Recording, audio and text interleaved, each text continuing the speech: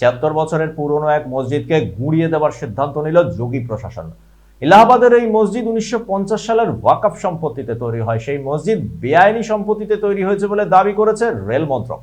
5 দিনের মধ্যে সরিয়ে দিতে হবে মসজিদ, নতুবা গুড়িয়ে দেওয়া হবে মসজিদের কাঠামো। নোটিশ পাঠিয়ে জানালো রেল মন্ত্রক। এলাহাবাদের ৭৬ বছরের পুরনো মসজিদ গুড়িয়ে দেওয়া হবে বলে নোটিশ দেওয়া হয়েছে। এলাহাবাদের সাংমারমার মসজিদ তৈরি হয়েছিল ওয়াকফ সম্পত্তিতে। রেল মন্ত্রকের দাবি এই মসজিদ তৈরি হয়েছে তাদের জমিতেই। মসজিদ কমিটি জানিয়েছে ১৯৫০ সালের রেকর্ডে থাকা ওয়াকফ সম্পত্তির অধীনেই তৈরি হয়েছিল এই মসজিদটি। যখন বিজেপির মন্ত্রী ছিলেন শাহনাজ হোসেন তখন সব নথি তৈরি করে মসজিদটি সংস্কার করা হয়। এখন এই মসজিদ রেলের জমিতে তৈরি করা হয়েছে বলে দাবি করেছে রেল মন্ত্রক।